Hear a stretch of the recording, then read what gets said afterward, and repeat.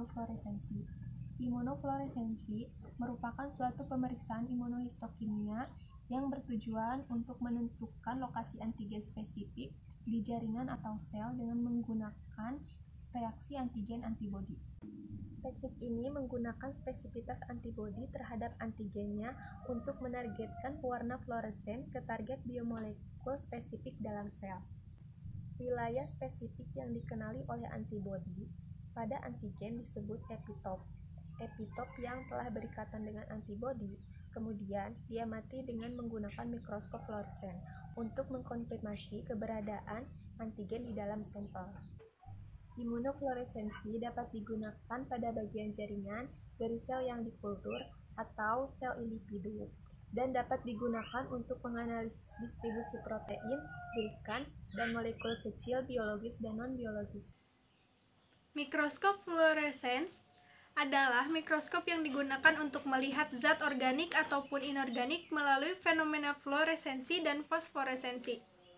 Berbeda dari mikroskop cahaya biasa, sumber cahaya pada mikroskop fluoresens adalah lampu merkuri atau xenon yang difilter melalui extension filter dan diarahkan kembali ke spesimen. Kemudian, zat fluorokrom pada spesimen akan menyerap dan memancarkan kembali cahaya dan energi foton. Kemudian, emission filter akan memfilter energi foton yang dipancarkan sehingga pancaran cahaya zat fluorokrom dapat diamati. Jenis mikroskop fluoresens yang umum digunakan adalah jenis epifluoresens, yang berarti pencahayaan dilakukan dari atas atau epi spesimen. Keunggulan mikroskop epispesimen adalah jumlah cahaya yang hilang lebih sedikit dibandingkan dengan mikroskop yang disinari dari bawah. Cara kerjanya ialah spesimen diterangi dengan cahaya dengan panjang gelombang tertentu yang diserap oleh fluofor, menyebabkan mereka memancarkan cahaya dengan panjang gelombang yang lebih panjang, yaitu warna yang berbeda dari cahaya yang diserap.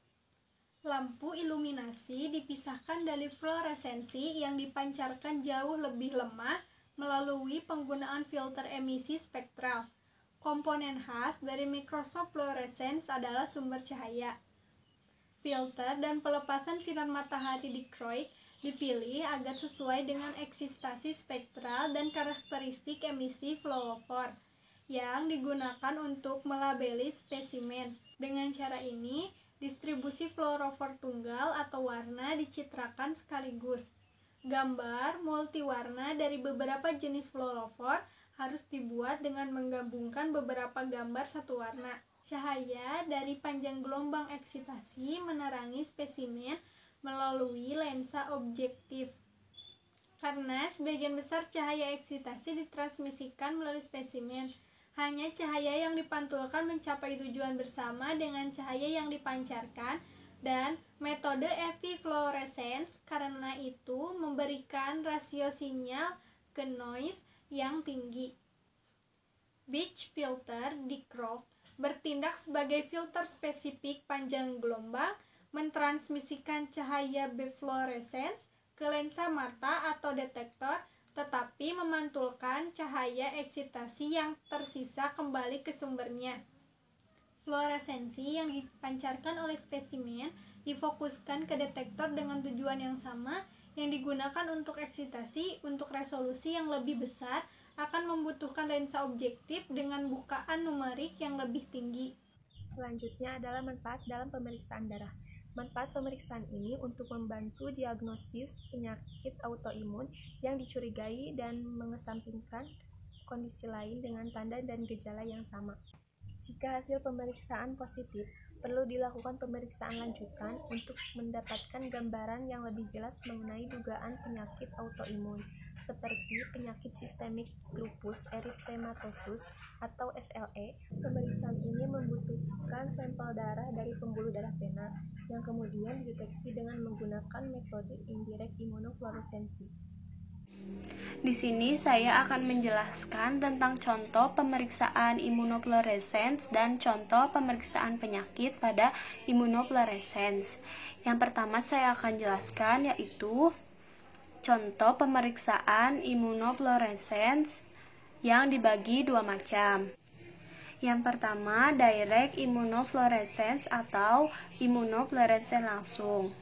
Teknik ini menggunakan antibodi primer tunggal yang secara kimia terkait dengan fluorofor. Antibodi primer mengenali molekul target atau antigen dan berikatan dengan daerah spesifik yang disebut epitop. Dalam metode ini memang ada kelemahan karena jumlah molekul fluorescens yang dapat terikat pada antibodi primer terbatas. Imunofluorescence langsung secara substansi kurang sensitif daripada imunofluorensi tidak langsung. Imunofluorensi langsung juga membutuhkan penggunaan antibodi primer yang jauh lebih mahal. Yang kedua ada indirect imunofluorensi atau imunofluorensi tidak langsung. Teknik ini menggunakan dua antibodi. Yang pertama, antibodi primer yang tidak berlaber secara spesifik mengikat molekul target. Yang kedua, antibodi sekunder yang membawa fluorofor mengenali antibodi primer dan mengikatnya. Protokol ini lebih kompleks dan memakan waktu. Protokol ini juga dimungkinkan karena antibodi terdiri dari dua bagian. Yang pertama, wilayah variabel atau yang mengenal antigen, dan yang kedua, wilayah konstan atau yang membentuk struktur molekul antibodi. Yang kedua, saya akan menjelaskan tentang contoh pemeriksaan penyakit pada imunofluorescence. Ada beberapa hasil pemeriksaan imunofluorescence dalam beberapa dermatosa. Yang pertama, pemphigus. Dengan pemeriksaan imunofluorescence langsung pada penderitaan yang masih aktif, dapat ditunjukkan adanya deposisi autoantibodi pada ruangan-ruangan antar sel dalam epidermis bula dan sekitarnya. Antibodi ini sebagian terbesar terdiri atas IgG dan sebagian kecil terdiri atas IgM dan IgA yang terikat dalam antigen antar sel. Dengan pemeriksaan imunofluorescence tidak langsung, dapat dibuktikan adanya antibodi golongan IgG yang bersirkulasi. Yang kedua ada pemphigoid. Dengan pemeriksaan imunofluorescence langsung pada kulit penderita aktif, pada bula atau sekitarnya selalu dapat ditunjukkan adanya antibodi golongan IgG yang terlihat sepanjang membran basalis. Kadang-kadang juga ditemukan IgM, IgD, dan IgE. Sedangkan dengan imunofluorensi tidak langsung dapat ditunjukkan autoantibodi yang bersiklus dalam serum penderita yang bereaksi terhadap antigen membran basalis epitel kulit. Yang ketiga ada dermatitis herpetiformis. Dengan pemeriksaan imunofluorescence langsung dapat ditunjukkan adanya deposisi 1 yang hampir selalu dapat dijumpai pada daerah perbatasan dermoepiderma. Deposisi ini biasanya bersifat granular atau linear, dijumpai jelas pada ujung-ujung kulit perbatasan yang sehat. Autoantibodi yang beredar tidak dapat ditunjukkan dengan imunofluorescence tidak langsung.